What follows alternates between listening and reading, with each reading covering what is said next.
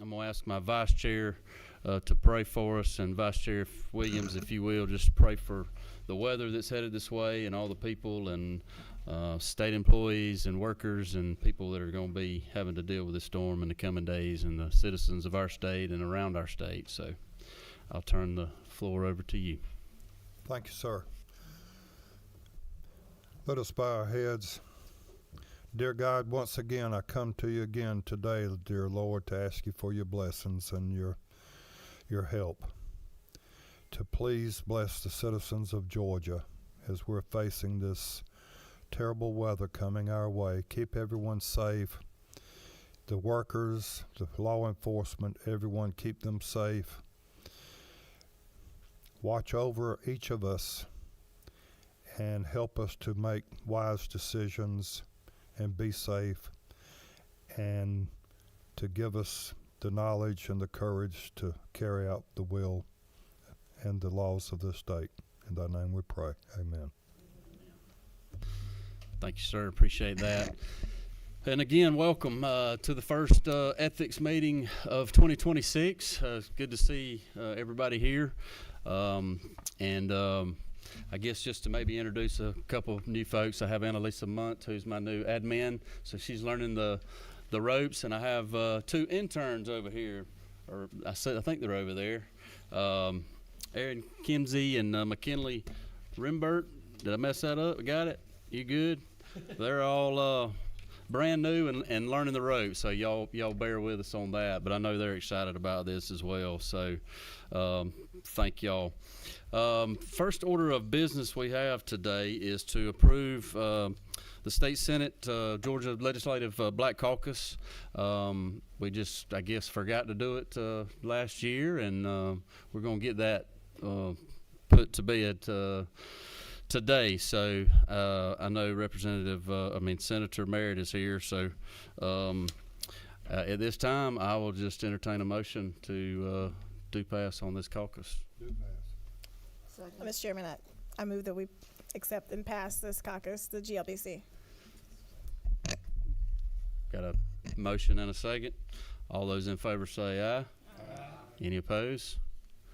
All right, good deal. I told you didn't have to come. We had you covered, girl. All right. Thank you. All right. Next up, we've got Whip Robertson, who has Senate Resolution 563. It should be in everybody's folder. If you will locate that, and then Mr. Whip, I'm going to let you just present from your seat right there, your number 10, and I'm going to go ahead and turn the floor over to you, and just thank you for being here, and thank you for your work on this. Thank you, Mr. Chairman. Committee members, this is a very simple resolution. A while back, the Department of Justice reached out to the Georgia Secretary of State's office looking for information related to the voter rolls here in Georgia, as they did in several other states. We started receiving phone calls from individuals in a particular county that I represent with concerns that we were, and in their words, once again, not fully cooperating with the federal government on information related to elections in Georgia. So after speaking with some friends and colleagues, I decided to drop a resolution asking the Secretary of State's office to comply, or even more so, to give them the opportunity to come in front of us and educate this committee on why they felt that they had complied and could not comply beyond that. As we waited for the legislative session to start, there was a little more legal volleyball back and forth between the Georgia Secretary of State's office and the Department of Justice. And so once we were able to get into session, I was able to drop the resolution that's before the committee today. Now, since dropping the resolution, there's been a lot of chatter back and forth. Had somebody that I consider a good friend saw in the Capitol earlier today asking me, being on my way to ethics, if I was coming over to start a storm. I certainly don't think that's my personality. Maybe I'm wrong, but I certainly that wouldn't be my intention. But I do think that the citizens of Georgia, since they started questioning elections, which I do want to point out was prior to 2020, I believe the first major contentions were probably in 2016 or right thereafter, where our election processes were being questioned. I felt that it was imperative that we get ahead of the curve. Yesterday evening, late yesterday afternoon, I received correspondence that stated that the Secretary of State's office would not be here today to discuss it based on pending litigation. And I do want to say that I was a little confused about that, because it seems since I've dropped this resolution that it has already started to be spoken about in public and maybe litigated in the court of public opinion through op-eds in newspapers and multiple interviews with media. And so with that being said, I think that my colleagues on the committee from both parties can read the resolution and make the decision without the Secretary of State's office here to explain their part as to where they feel that this resolution should be voted on today and moved out of this committee. And with that, Mr. Chair, I would say thank you for the opportunity. Thank you, Mr. Whip. And just to echo that, yes, we did invite the Secretary of State to be here on Friday, and they let us know last night that they would not be here, just to make that clear as well. But at this time, I'll be glad to open up any questions to the author of this resolution, if there are any.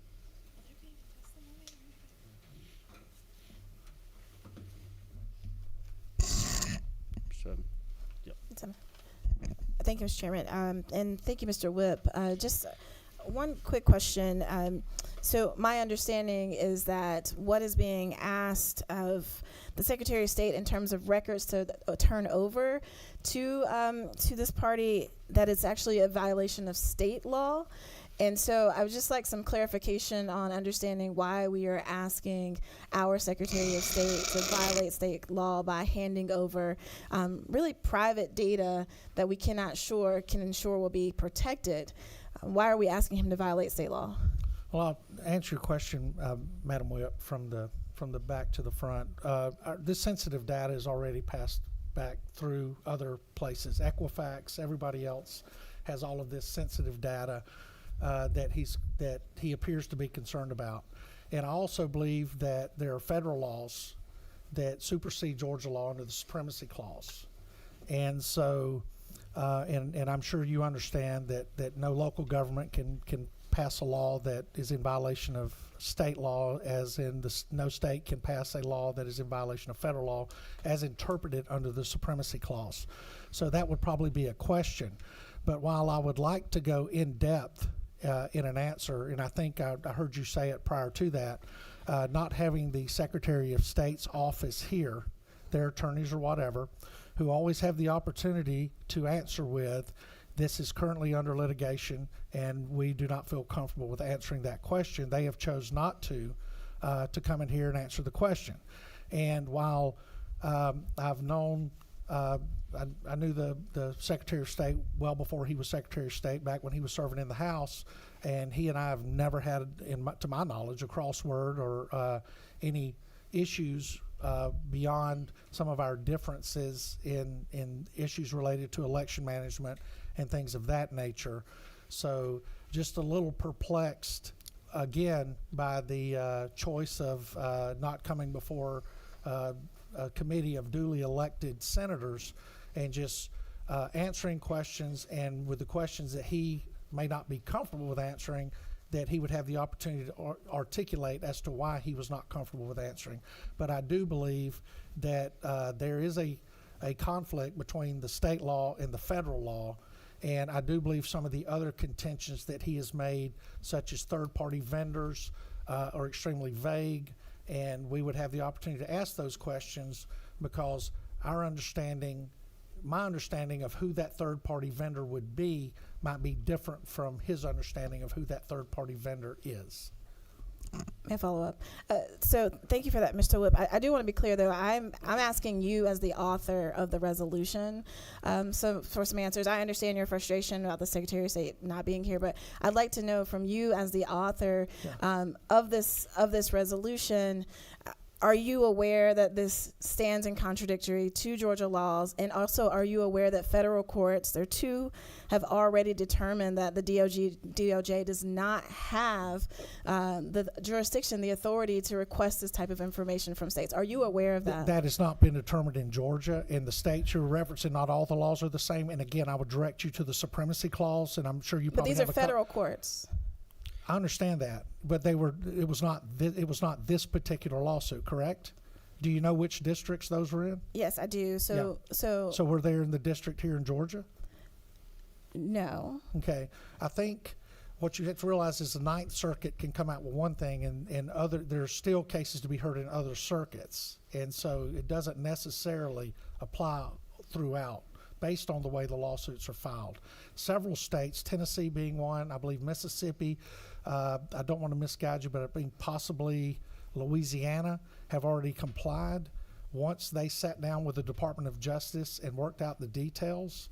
And what I have read in the written information provided by the Secretary of State's office, that as much effort has not been carried out on the Georgia side. The primary concern of mine is that we are not fully engaging to do this. What we are doing is we are spending taxpayers' resources to fight something that we have not sat down and fully vetted out with the Department of Justice is my concern. Just one follow-up question. I'm deeply concerned that we are going to spend taxpayer dollars, a lot of them, millions of dollars, if we were to send this data information over, and then also compromise the privacy data of our Georgia citizens. So it will both cost a lot of money to send that information, and I believe that it will jeopardize. I don't know if you've ever been a victim of identity theft, but I have. I'm deeply concerned about the privacy data and not being stored properly. And the last thing I'll say, if you don't mind, the last thing I'll say. Yeah, I'll just answer one thing you brought up was concerned about the storage of the information. Are you aware of how the information would be stored? I think there are a lot of questions around how that information will be stored and whether or not it will be private. So I'm concerned about that. Yeah. And then the last thing I will say is that I think that constitutionally, so not talking about the Georgia Constitution, but constitutionally, our founders granted authority over elections to states. That was given to us, to states and to Congress. And so, again, I'm concerned that you are asking us to tell the Secretary of State to violate the Constitution of the United States. Not Georgia law, not just Georgia law, but also the Constitution of the United States. So I'm having a hard time understanding why you want us to pass a resolution that fundamentally violates the Constitution of the United States. There are 3 federal laws passed by the United States Congress that allows this. I would encourage you to look at those, and they're mentioned in the resolution, that if you look at those, there would be. And the Department of Justice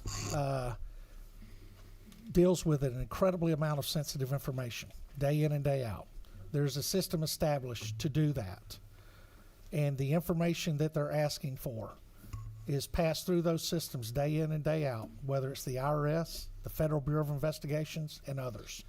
And that system has been proven over and over and over to be safe.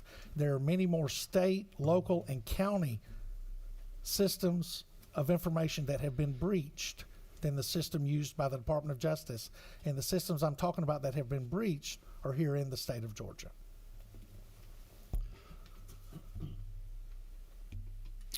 Well, maybe just to add a little bit to that and maybe help out. In my opinion, going back and looking at OCGA 21-225, we do have provisions within Georgia law that do require, as long as there are some exceptions, that are in code. There's that however part that we, put those things in there that actually do provide an opportunity and ability for the Secretary of State to provide private confidential information to the federal government, to other people, as long as they meet certain circumstances and things within the Georgia law. So in Georgia law, there is a way to do that.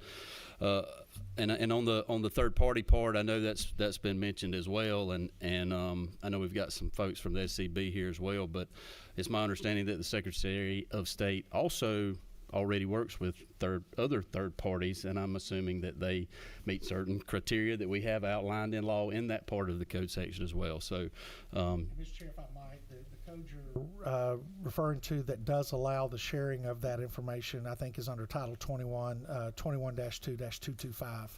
that's correct. Yes, sir. Thank you. All right, that started a few more questions here. Number 6. Who's number 6? Thank you, Mr. Chair. Yes, ma'am.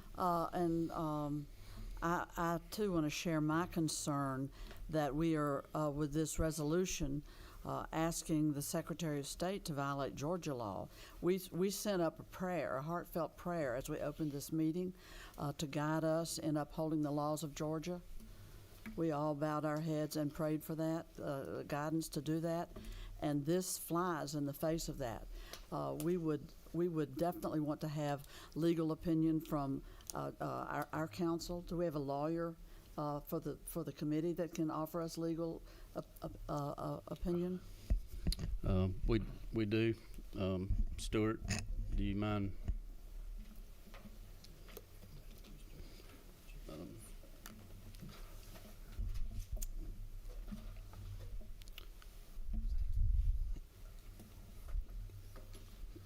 So I think an answer to the question as to whether or not the Secretary is empowered under OCGA 21-2-225, it's going to be a very fact-specific analysis, and I'm not completely familiar with the exact nature of the Department of Justice's request for the information, but 21-2-225 does outline certain conditions where the Secretary of State is authorized to share the otherwise confidential information from the voter roll, the electoral rolls, to other states, so that that's kind of the whole point of allowing for the electronic voting system is to allow for electronic voter rolls, is to allow the states to be able to quickly compare their voter rolls with each other.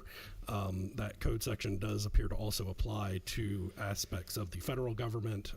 So again, it's just going to be a very factual, specific determination as to whether that code section applies, and I'm just not familiar enough with the exact request from the Department of Justice to give a firm opinion on the matter. Thank you, and Mr. Chair, I think that in and of itself would be a precautionary advice to us to not be precipitous in moving forward, where the legal aspects of this have not been vetted, and Republicans as well as Democrats have strenuously fought to protect citizens' privacy rights from federal government intrusion and overreach. So why wouldn't we lay this on the table until there is further information and we get firm legal opinions that we can have confidence in before going forward? Let's see, we got one or two more here. Let's try to clear it up if we can. Number 13, Burns. Thank you, Mr. Chairman.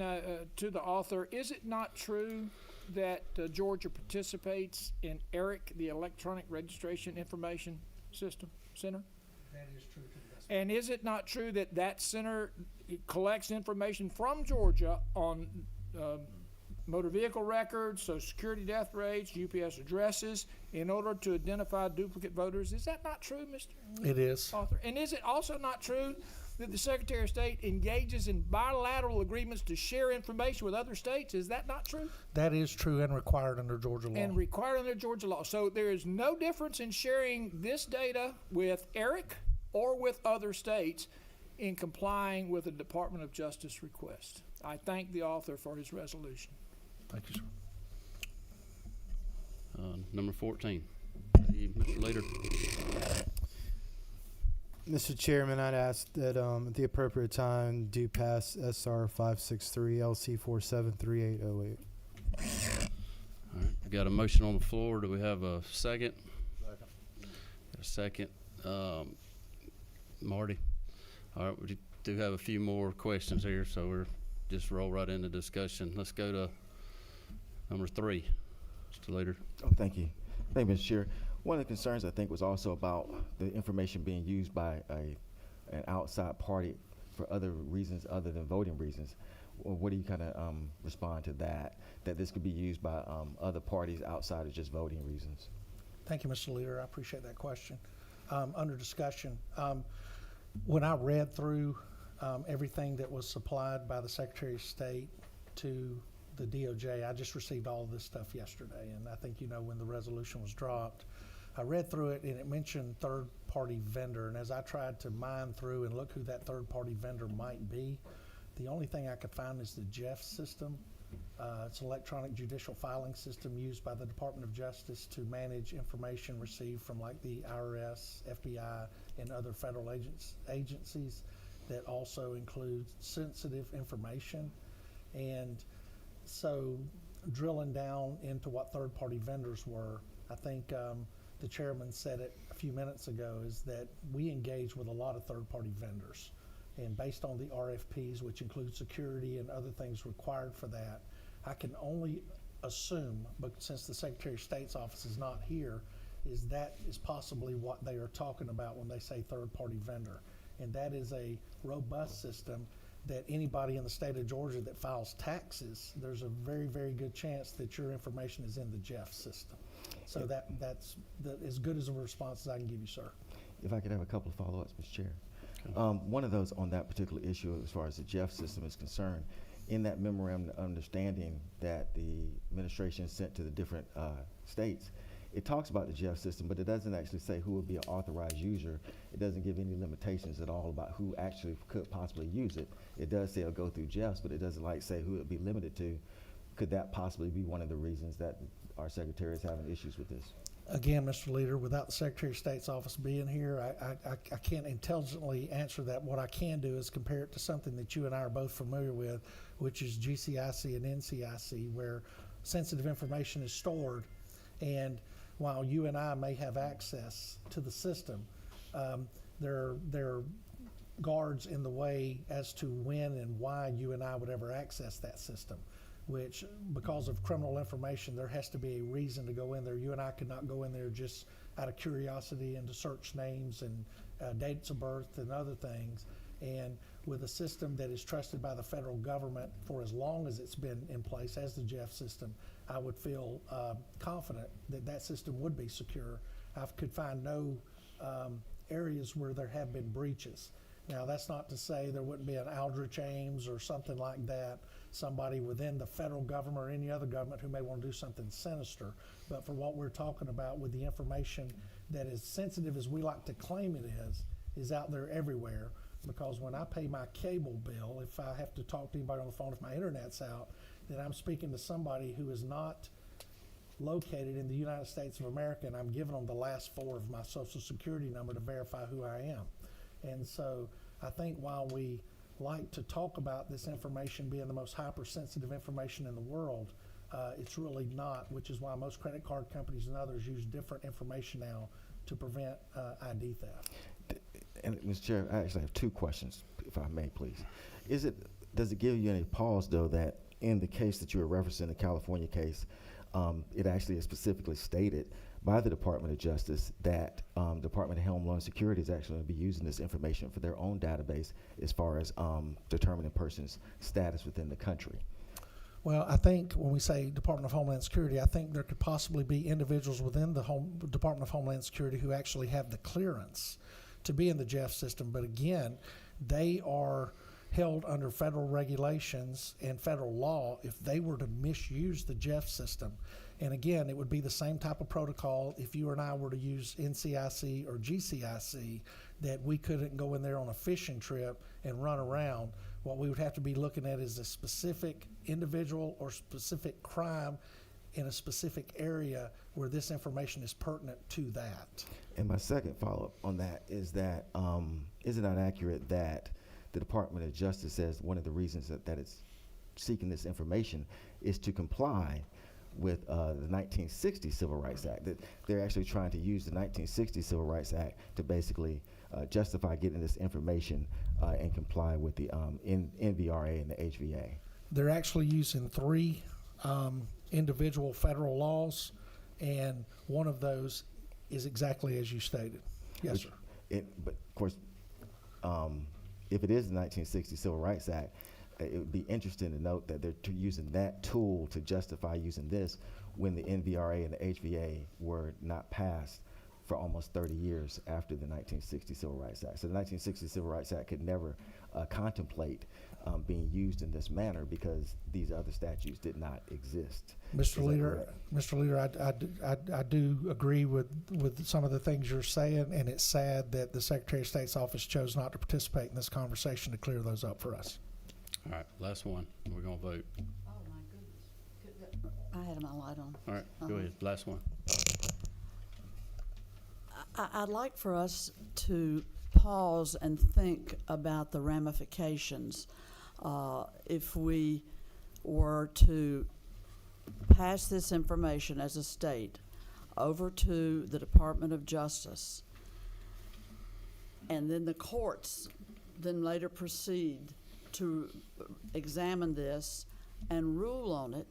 And if the courts ruled that the Secretary of State of Georgia was not compelled by law to share this information, the sensitive personal information about each and every person who is registered in the state of Georgia, once that information is released to the Department of Justice, no matter what courts might rule, you can never pull back that information. It's like putting toothpaste back in a tube. It's like putting the genie back in the bottle. So for us as a committee of the Senate to take a vote today when our own attorney has said there would be the need for deeper, more factual information in order to give us solid advice that we could rely on. Why would we rush to pass this resolution? It's just precipitous. And our Secretary of State has been in charge of the voting for 8 years, 2 terms, elected statewide by voters across the state of Georgia, is charged with securing this information and appropriately storing it and appropriately sharing or not sharing it. Why would we put our judgment, none of us are election lawyers here, and the lawyer that has spoken on the record that is assigned to advise us has said that he cannot give us full advice on this in this present moment without further exploration. So I think that is absolutely grounds for us to take a pause, consider public hearings, consider approaching this in a much more legally sound way rather than to take a late afternoon vote with a resolution that we've seen for the first time when we have our own committee lawyer saying he cannot fully advise us. Why would we rush to do this given that we can never pull that information back once it's sent up there? Even if all the courts in the land ruled he shouldn't have done it, it'll be too late, won't it, Mr. Whip? Senator O'Rourke, this is a resolution. Uh-huh. You do understand, and I believe you do understand that this resolution urges the Secretary of State to participate in the Department of Justice investigation fully. That's exactly what it does. When this resolution passes out of here today, does not mean that people with moving trucks and cardboard boxes are going to back up to the Secretary of State's office and start loading up voter records. While I agree with you that we must be cautious, and I think we have, the parts we're missing is not the part of our attorney who is a very well-read attorney coming up here saying, if you read the law on the cover, the law says exactly what I says it says. But that's exactly right. Based on the way it is written, it says that they must be shared with states, territories of the United States, and federal agencies within the United States. Under certain conditions. That's exactly what it Under certain says. conditions. Yes, ma'am. Yes. So understand that. What we were doing is encouraging the Secretary of State to participate. And while I have no personal gripe with the Secretary of State, he continuously fails to show up and answer the questions. And that is the absolute truth. And members that have sat on this committee have witnessed it more than once. And so he has been given the opportunity, and we gave him another opportunity today, and he failed. Call the question, Mr. Chairman. Yes, I'll take that. We've had enough discussion here. We need to vote on this resolution and move on down the road. We do have some other speakers that are here to join us and have made an effort to get here, so I want to move on to them and give them opportunity. So all those in favor of SR 563, please say aye. Aye. Any opposed? No, no. All right. The ayes have it. Mr. Whip, you have a resolution to move on down the road. Thank you, sir. Next up, we have two representatives from the State Election Board that could help even share some more light on our situation, and I want them to come on up. Dr. Janice Johnson, who's been on the State Election Board for quite some time, and the Senate's new appointee, Ms. Sally Grubbs, is joining us as well, and they both had a long 11-hour meeting yesterday, and I think they've been dealing with some of the same problems that the Department of Justice has been dealing with, possibly. Maybe they can tell us about it, but really just wanted y'all to come in here and try to, be as quick as you can as possible. I know you had an 11-hour meeting, and it's hard to summarize that, but just kind of want to know how's it going, and what can we do to help, I guess. So, floor is y'all's. Thank you, Senators, for having us here today. My name is Sally Grubbs, and it's a pleasure to meet you all. I believe I sent you all an email saying thank you for the opportunity to serve you and the people of Georgia, and so I'm honored to be here today.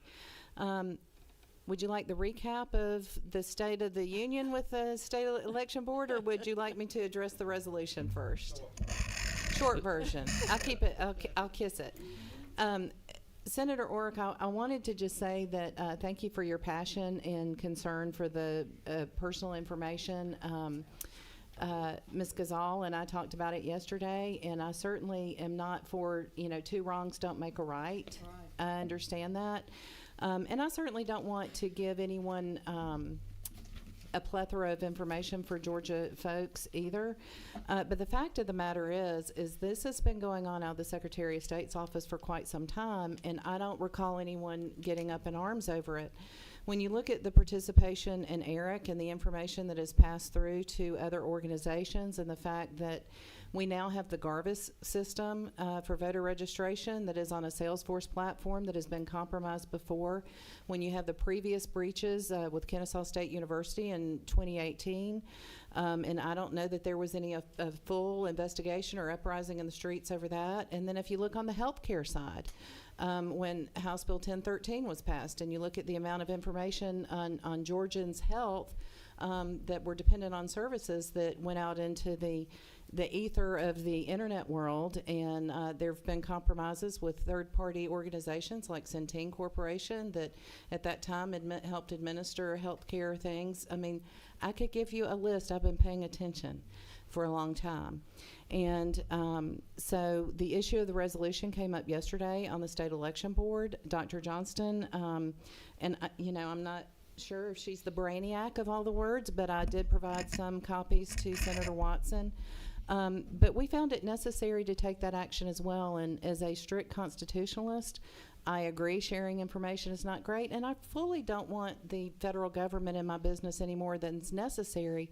But in my view, it's become necessary due to the lack of action, due to the lack of maintaining voter rolls, due to the lack of administrative procedure on behalf of the Secretary of State that we find ourselves in this situation. And like you, I feel like the State Election Board is the redheaded stepchild because we find ourselves without staff attorney at the meetings. We don't even have a parliamentarian at this point. We have asked for the Secretary of State's investigators to appear at the meetings, and yesterday was my first meeting, so Dr. Johnston surely has a lot more experience, but again, I've been paying attention. The investigators don't show up, and this will kind of lead into, yes, we had a resolution that we passed, and I support your resolution and your efforts to have the Secretary respond accordingly.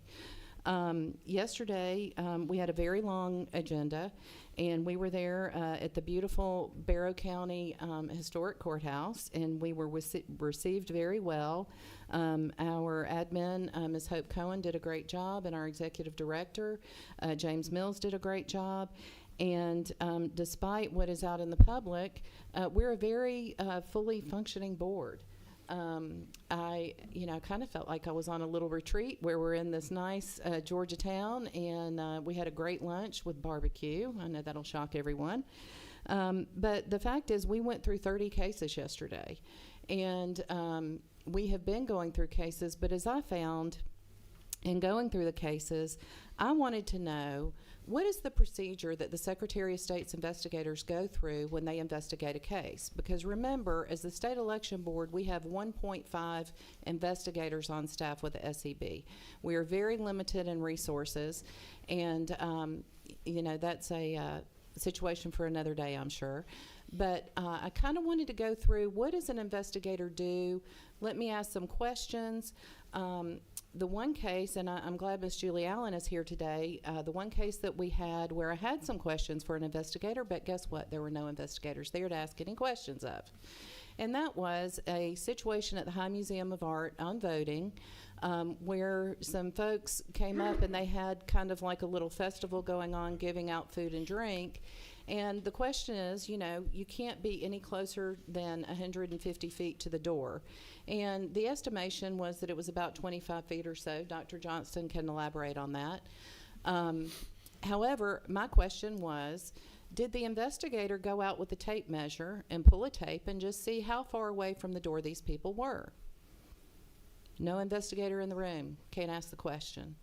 In fact, I'm not allowed to, that I know of, ask the investigators the questions, because we have to direct our questions to the chairman, who then can ask the questions, because as it was conveyed to me, we're not actually allowed to contact them directly. So there is, the dysfunction does not lie on behalf of the board, I can assure you that. I came in with fresh eyes. I was appointed by Lieutenant Governor Jones on December 22nd, and so I've been asking questions. I have questions. So that was one case where it would have been helpful to have investigators there. There were also some legal questions that would have helped to have had counsel there. Another situation is that in 2020, I filed an election board complaint concerning some shredding truck activity in Cobb County. And so I wanted to review that case file to see what is their process, what do they actually do, did they interview the shredding company folks, did they interview the director of elections, what exactly did they do? So I asked for a copy of the case file.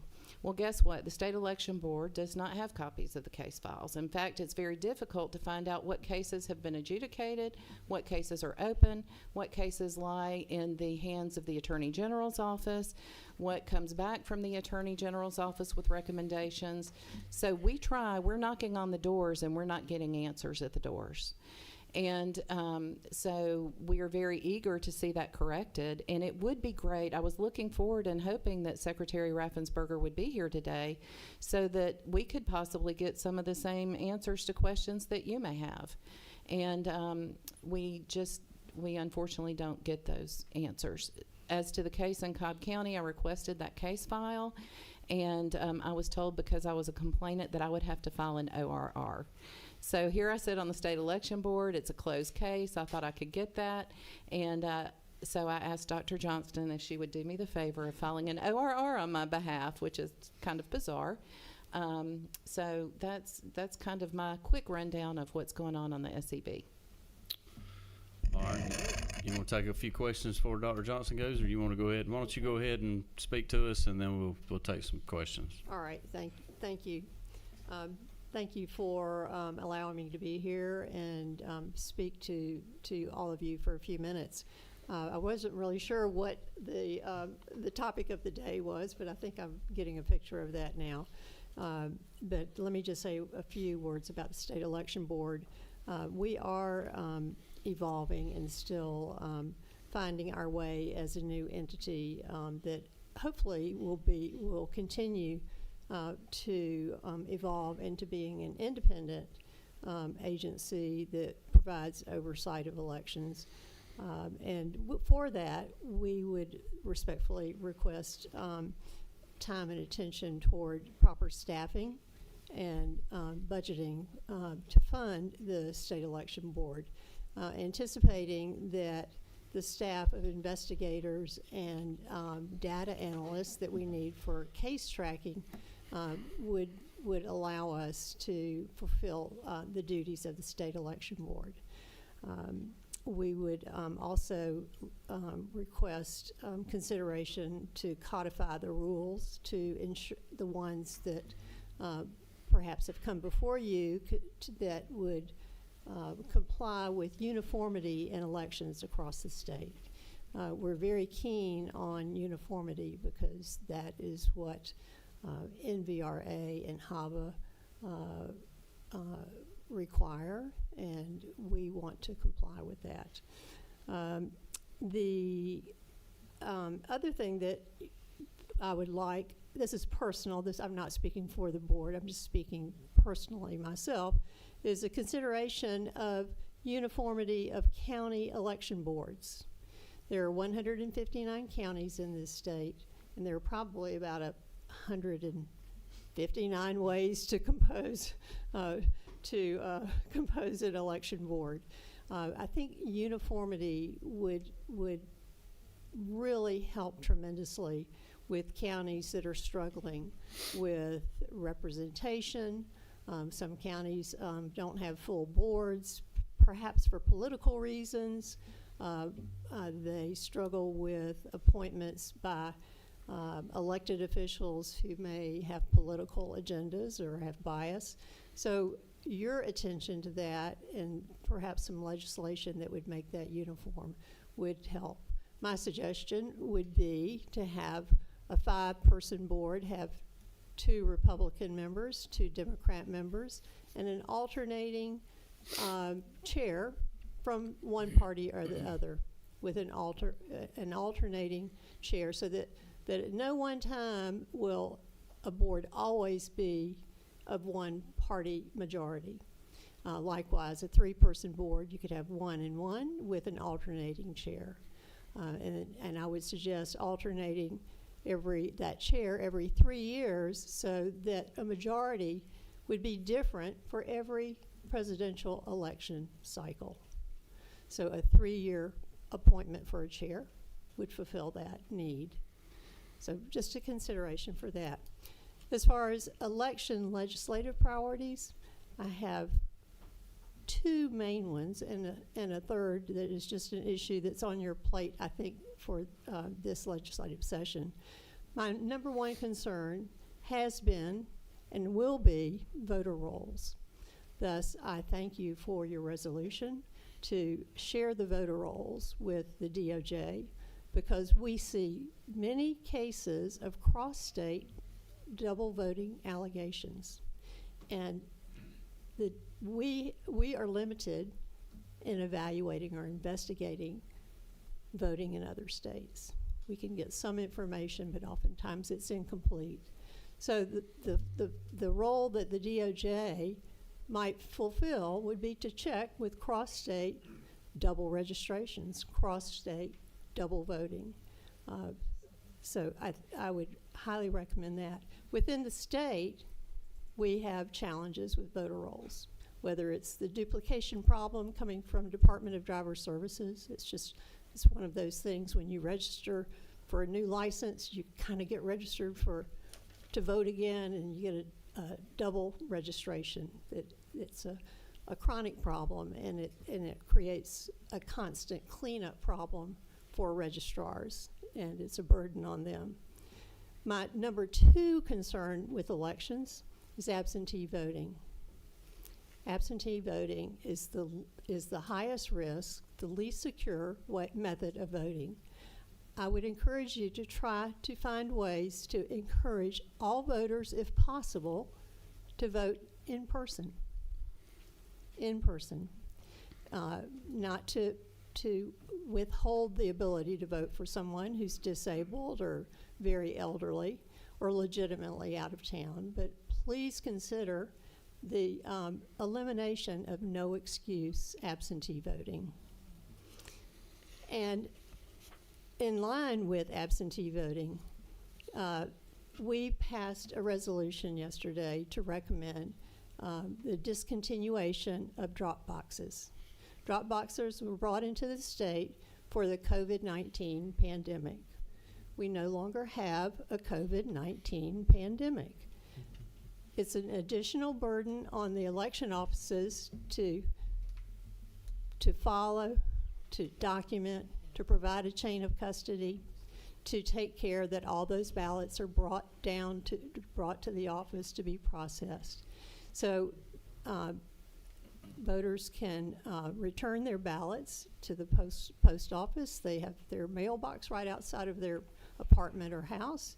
They can go to the election office and deliver their absentee by mail ballot, or they can certainly choose to vote in person. So. And finally, the QR code. This is what's on your plate for this session, and that's your challenge, and I'm going to leave that up to you to decide what to do about that. But it's July 1st is coming quickly, and I would encourage you to continue the transition to hand-marked paper ballots and use the opportunity, if possible, if you could get the cooperation of the Secretary of State to hold some of these small special elections between now and July using hand-marked paper ballots to gain some experience and some perspective on how easy it is and how cost-effective it is and how most of the country uses that method. In Georgia, there are about 110 to 20 counties that have one early voting site. Those counties have one place to early vote. All they need is to pre-print a calculated number of ballots and have those available at that one early voting site. There are only a few counties that have multiple early voting sites where ballot-on-demand printers would fill that need to produce ballots for the early voting period. That's your complicated period. And then for Election Day, pre-printed ballots are easy to use because they are supplied to the polling place. All right. Well, Okay. well, thank you all. I think we've got a few questions here. I'll try to keep them in order. Mr. Wilt? Thank you, Mr. Chair.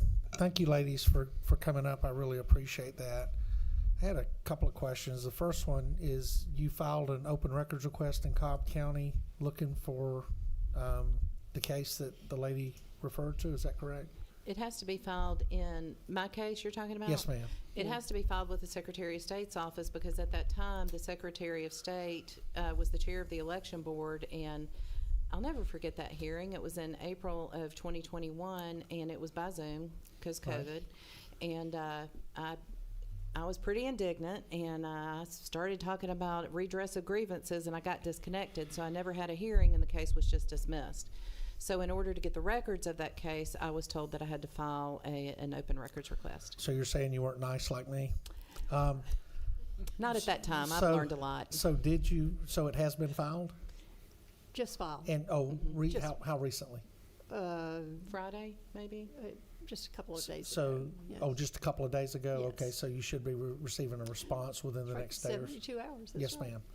Well, I still don't understand, since the state election board, I mean, it's kind of irrelevant that I was a Jane Q. Public then, but I'm on the board now, and as a board member, I can't get the Well, record. and I think for purposes of caution, I can appreciate the fact that when it happened in the case that Correct. you were not on the election board. I So understand. I can still, and it's always best that we err on the side of caution on some of those things, so I can appreciate that. And do you have a number as far as when you were talking about budget, that you needed appropriations to fully fund the elections board?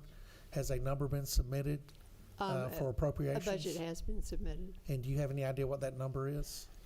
I think Executive Director Mills requested about $1.3 million. Okay. budget. Thank you, ladies. I you. appreciate y'all coming up Thank today. Thank you. President Jones? Thank you. Going back to the resolution, we were talking about data breaches, but what I'm actually referencing is in this California case, United States versus Weber, specifically on page 18, where the DOJ acknowledges that they're allowing the Department of Homeland Security to use this information to actually look at people's verification as far as being a non-resident. If they're allowing if they're allowing DHS to do that, they could allow other agencies to also go into those same roles. Does that give you any pause that is being used as a subterfuge? That DOJ is saying we want it for voting records, but acknowledges we're actually allowing people to use it for other reasons. So, I'm not familiar with the California information that you're referencing. I think the basic point that we need to get back to is none of this would be necessary. Our resolution would not be necessary. Your resolution would not be necessary if the Secretary of State of the state of Georgia had been complying with law and keeping our voter rolls clean and doing his job and ensuring that we do not have illegal voting going on in the state. So, I understand what you're saying, but I'm asking you, it's in the case. There's no doubt the DOJ acknowledges that. So I'll I'm just take your word asking. for it. So I'm just asking, does that give you any pause that you're sending It all information gives up me there? pause. You're sending information up there that they're acknowledging. We're giving it to this organization. They could give it to others too. I understand. I also don't like giving my information to Salesforce. I've used Salesforce at work. There's been proven breaches with Salesforce. Does that give you pause? That's a breach. This is a situation where I'm giving it to the DOJ under the guise of supposedly cleaning up voting rolls. And when they're placed under oath, they say, well, you know what? You're right. We basically are using that as a subterfuge. This is not a subterfuge? breach. Well, if they admit that they're giving it to Department of Homeland Security when they're basically saying that they're supposed to be using it for voting, and they admit under oath that they're giving it to Department of Homeland Security, that's my terminology, but that's exactly what's really going on. But let's get to what you're saying about cleaning up the voter rolls.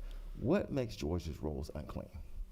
We have duplicate entries, for one thing, and we see it on the state election board. We have people that are registered more than once. We've had people, how many times, if I may ask Mr. Frazier, how many times have you seen people registered? Every time I look. But like twice, 3, 4 times? The most was 11 times. So Mr. Frazier works on cleaning up voter rolls, and if we had clean voter rolls, like I said, it wouldn't be necessary. And we heard cases yesterday where sometimes there's errors. And I'll give you an example. My mother, who passed away a little over a year ago, required Medicaid services. And so when you go on to the State of Georgia website and you have to sign up for Medicaid or whatever, it asks you, do you want to register to vote? I find that absurd. And I'm sitting there looking at that going, okay, like my mom's registered, and I'm like, so I asked the question, what happens if, as a daughter, I didn't know if I'm sitting there with her going through it, or if she's elderly and she's doing it herself, and, I think I'm registered, but I'm not sure. How often do I have to do that? Do I need to do this every few years or whatever? And you click register again. Guess what? That creates another voter ID number. And so guess what? That's potential for someone else to use that voter ID to vote. How many registered voters do we have in Georgia? I have no idea. Mr. Frazier, do you know? Around 8 million. 8 million. How many double registered voters do we have? You know what? Let me ask the Secretary of State. I'm asking you, ma'am. I'm not the Secretary of State, and I'm Yeah. not responsible for that. We got a few more questions here, Mr. Leader. Chairman Burns. Thank you, Mr. Chairman. Thank you, ladies. I appreciate your service on the State Election Board. It is a thankless task, and you We're having fun. and you endure it well. Thank you, and especially Dr. Johnson. You've been there a while. I'm grateful for that, and I appreciate Ms. Grubbs joining this opportunity. A couple of questions, and then a little bit of history. Complaint resolution. So, how many outstanding complaints are you currently trying to resolve? Well, that's a good question because the Secretary of State investigators hold the investigations, and we don't know how many there are. So you do not know how many open investigations there are, is that correct? That's correct. So you cannot address those concerns, they're concerns submitted by citizens in a timely manner.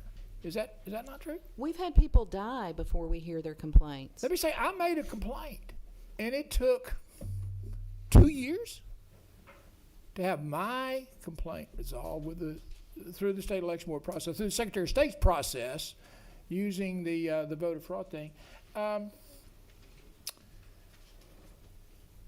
I appreciate your input on trying to provide some uniformity to local election boards. They've kind of evolved over the decades, and it seemed to be the plan of the day to kind of adopt new ones. We did do some consistency when we removed magistrates judges from that.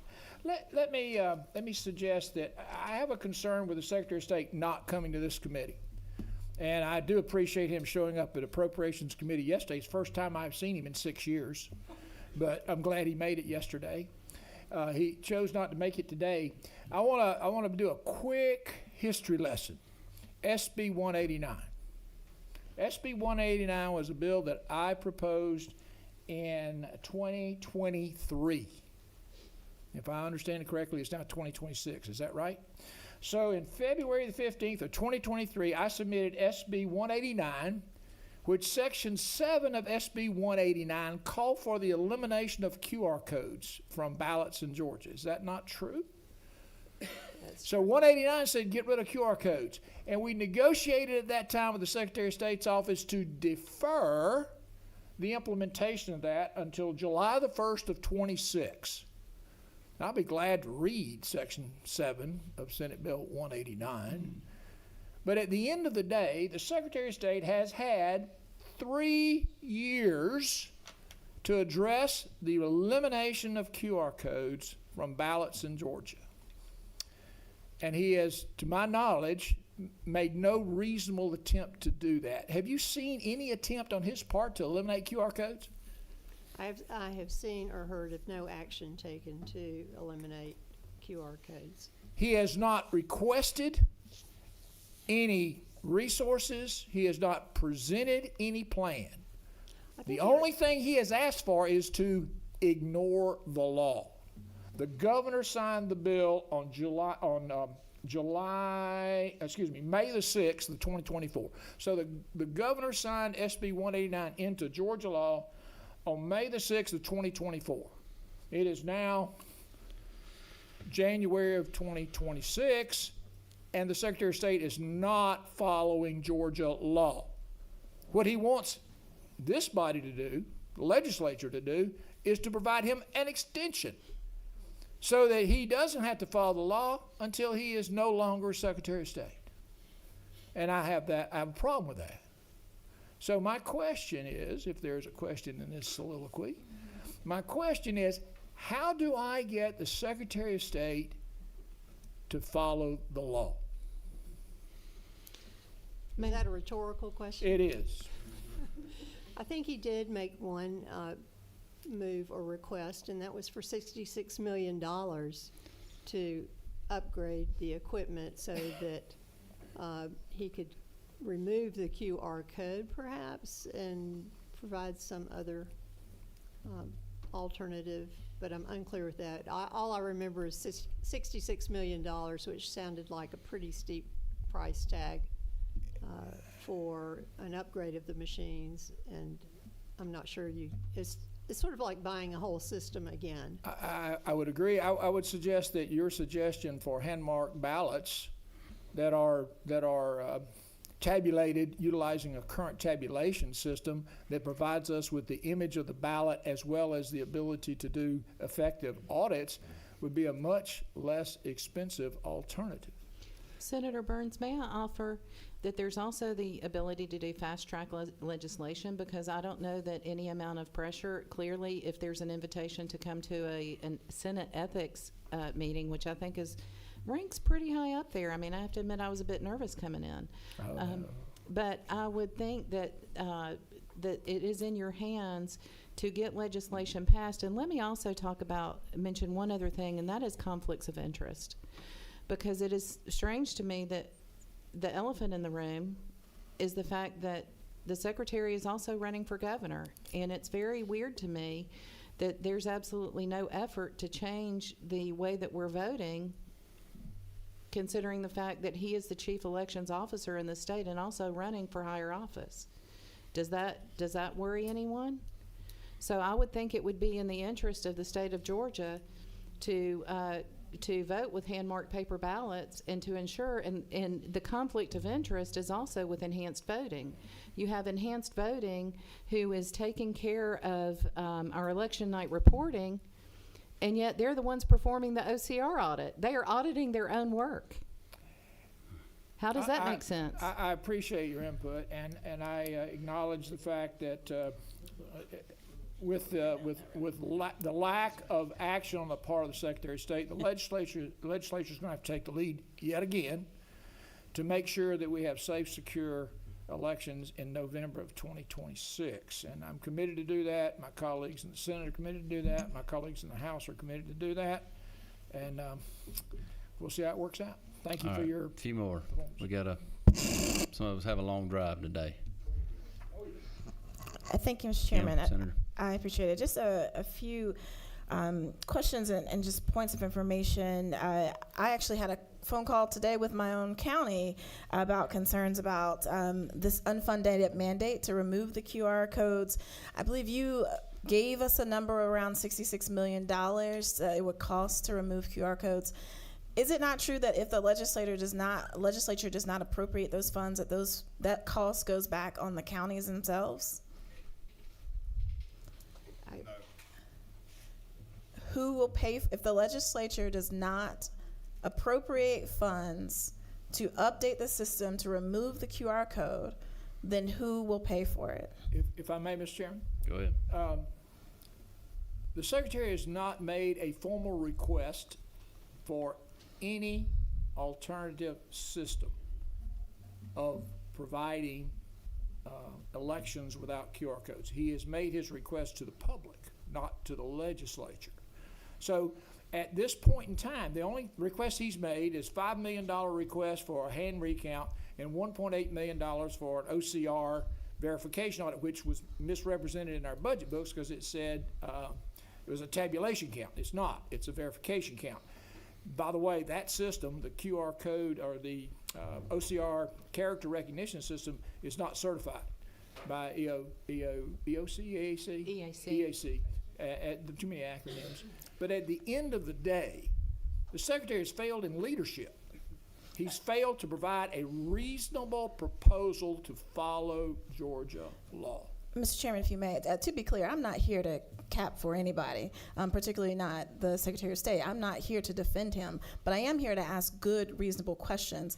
And I would like to know if this legislature, if this body, along with the House and the governor's signature, if we do not appropriate the funds required and necessary to remove the QR code, who pays for it? Does it not fall on the backs of my counties, your counties, 159 counties? Is that not true? If we were not to do our job, I would agree with you. I would also suggest that we will do our job in spite of the Secretary's lack of action.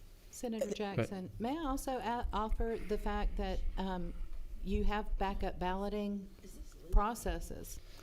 Yep. I just. Well, Witnesses question the senators? I was just I just have another. another question, if I may. Okay, go ahead. We got several more here. Yeah, I understand. So also, I just want to follow up. You all both have spoken to you, Ms. Grubbs and Ms. Johnson have spoken about the Secretary of State's investigators not providing you all with information that you would need. But early in your testimony, Ms. Grubbs, you spoke to the fact that there are 1.5 investigators allocated to the SEB. So I understand you were just appointed. I got your lovely email. So you may not be able to answer the question given you've been on board for only 3 weeks, but perhaps you can. Can you tell us what are your investigators doing with their time? What are they discovering? Are you getting content? Are you able to get a kind of a view into the complaints from your own investigators that the state has allotted to you? So our investigators have been on board for a year, and they have spent the time implementing a case management software program that we would really love to have help with, so that we may track new cases and the status of, and provide that not only for the state election board, but hopefully for the public, that people can check if they filed a complaint and a case number was assigned, that they could go online and check the status of that. Or if a case has been completed and closed, that they could pull that up and see the summary of the complaint. So we're excited about that. They've also assisted in preparing the meetings that we've had and reviewing the cases that the Secretary of State investigators have presented to us to assist in that meeting process. But at the same time, the Secretary of State decided that their investigators would no longer come to the meetings to present the cases. So it's sort of put a whole new perspective on how we present these cases. We only can use the summary of investigation and the report of investigation written by the Secretary of State investigators, and we have to act upon that based on that information and the responses of the respondent and the complainants that come to the meetings. Right. So I just want to make sure I understood the answer to your question. So you have 2 investigators that work for the SEB who have spent a year not doing investigations, but instead working on software and preparing your meetings. Am I understanding, is that what your testimony is saying? No, what you need to understand is the Secretary of State will not allow our investigators to investigate. They will not allow our investigators to have the files of investigations, and they will not bring our investigators in under their designation of having post-certified investigators. So they also will not let our investigators access Jarvis, the voter registration system for investigation, or any other files in the Secretary of State's office. So they're very limited. And this is my last question, if I may, Mr. Chairman. You mentioned that there are many cases of cross-state voting due to our voting rolls not being kept clean despite our enrollment in ERIC, all of the bilateral agreements that we have that were referenced before, despite the fact that people from my own party have sued the Secretary of State multiple times for cleaning the rolls too often. But you've said that there are many cases of cross-state voting. Can you quantify that? What is many? How many cases of cross-state voting do you estimate there are happening in our state? There are, I would say, allegations of cross-state voting, and I would have to research that to give you an exact answer on that. But I can share with the group that just last week we received a package from the Department of Justice for 10 possible cross-state voters. They sent a package to us to investigate, and all 10 of these voters were from Georgia and voted in Georgia and possibly another state. Well, I hope our investigators that you have on SEB might be able to do their work. Well, if they could perhaps access Jarvis, it would be great. All right. Mr. Leader, number 14. Yeah, just really brief question, just clarity, something Senator Burns was asking in the back and forth. So you're saying that no one knows, or the Secretary won't disclose the overall number of investigations? Just like if we call the sheriff's office, the police department, like, there's no tally of how many open cases or anything else in terms of transparency, just like Keystone Cops would have, that, you know, is provided easily to the public, to the media. No offense, Senator Robertson. But, but, I mean, that just, to me, is astonishing that even on back of the napkin math that, I mean, even some of my police officers in my community could do in their sleep. I mean, that doesn't exist or it won't be disclosed. Well, how a little of the story of how this evolved was we started hearing news media articles and newspaper articles about the backlog of state election board cases. And when I quizzed the AJC reporter about his source and how did he know, because we did not know how many cases there were, backlog of cases, then we sort of came to maybe a showdown, if you might call it that. And the Secretary of State at that point provided us with 250 completed investigations. And so that was a big step in us in the State Election Board understanding at least some scope of the whole problem or issue. And but we have still did not know how many active investigations were taking place. And since that first file of 250 in October was provided to us, we've asked if there are any more completed investigations, which we're not sure about. The communication is not always very prompt. But we did receive, we heard some number like 75. But we're not real sure, and we did get some cases, and we're just not sure if they're open, active, or open completed. But I will share with you, by the February meeting, we have on the agenda the completed cases, and we will have, and if we are able to follow that agenda for the February meeting, we will have heard all of the completed cases that have been provided to us. But, so you're saying provided to us, but you don't know if there's others. But we don't know what we don't know, correct? Right, so there's a lack of transparency that maybe we would find in other aspects of government. And the only thing I would ask is, you know, I don't know if that's a legislative policy opportunity or whatever. I think my dear friend from Atlanta that said earlier that we should have hours and hours of hearings and everything else for transparency when we're debating this resolution. I mean, if that's true, maybe that's an opportunity to my dear friend, the minority leader, to, you know, require transparency as it relates to what is the number of active investigations, what does that look like, to bring some sort of semblance and facts kind of back to it. Not necessarily, you know, I think Senator Robertson would say we don't need to know the details of an open and active investigation. I mean, those things, that would be inappropriate. But I think at least some level of data to the public that if Senator Burns is filing a complaint and doesn't hear anything for 2 years, you know, I mean, that's like somebody robbing my house and calling the sheriff and saying, hey, you know, we'll get back to, you know, they'll say, hey, we'll get back to you in 2 years. I mean, that's completely unacceptable if these are investigators who, you know, are given special powers to investigate. And in some cases, like some of our other constitutional officers, lock people up and put them in jail.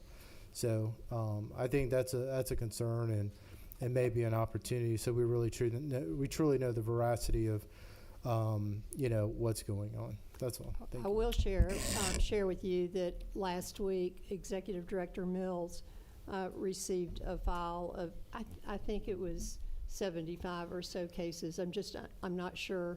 He wasn't clear if they were still in investigation or completed. Yeah, I'm just going to reiterate, not to beat a dead horse here, but you know, in this entire thing, whether it's Republicans or the minority party or the Secretary of State, if he even exists, since he's not here, you know, there's all this, you know, we think we know, or we may know, or whatever. The data is the data, and the facts are the facts. It's either one case or 100 cases.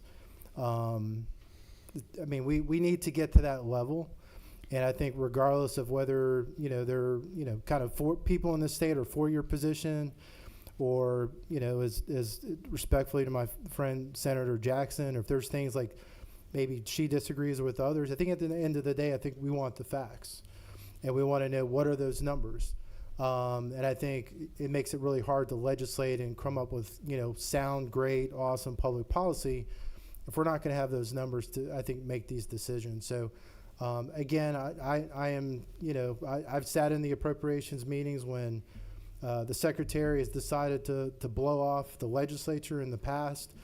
I don't think that's appropriate. If you're a constitutional officer, you shouldn't be running for the hills and afraid to answer questions. I go back to West Georgia, and Ms. Grubbs knows this. I'm not afraid to have a debate in public with anybody. I don't care where you're from, what you look like, whether you grew up there or not. That's why we got elected, and that's what we should do. And I hope that, the people wanting to run for higher office, trying to be political, because they want to have it their way, will listen to the citizens, regardless of whether they're from my party or the minority party. I think they should stand up and answer the questions, or at least provide the facts. And if they can't, they should either just admit it or go find some other hobby to take up. Chairman Harmon. Yes, sir. Thank you, and I'll keep this short. I want to thank you, ladies, for your efforts and for your work. It's not very thankful. You don't get many thank you notes probably from people around the state. First of all, I want to say this. To get rid of the drop boxes, we need to get rid of them as quickly as possible. There's no sense in carrying on that and the requirements of that are going on and all that goes on. And I think that's something we need to take on as a body. I think it's a shame that you vote and it's a QR code and you can't tell what you voted on. That is absolutely an atrocity. It's something that we need to deal with, and we need to deal with it quickly. We have technology today that didn't exist 5 and 6 years ago on the optical scanning capability that is so far advanced that to tell me that you can't read a ballot, I'm sorry, you'll lie about other things as far as that portion. I think the Secretary of State, to fail to have a representative here, we need to play that on a commercial for the people running against him for governor. I will say this of our current governor. I have texted him or called him. He has been responsive each and every time. And I want to thank Governor Kemp for being responsible to the people of this state. It bothers me that when a constitutional officer blows off or whatever, at least have a representative represent you at a Senate hearing. And I think it's a total disregard for this legislative body. Maybe the Appropriations Committee needs to just put his budget at zero until he decides to come to a meeting. I'm sorry, but if you were in business, we would fire you. We're government, we're going to elect you as governor. I don't think so. I just think this, we need to be responsible to the people, because the people that created the government did not create the people, and we need to serve the people of Georgia appropriately. And I thank you for all that y'all do and for the battles that you put up. Thank you very much. Vice Chair Williams. My turn.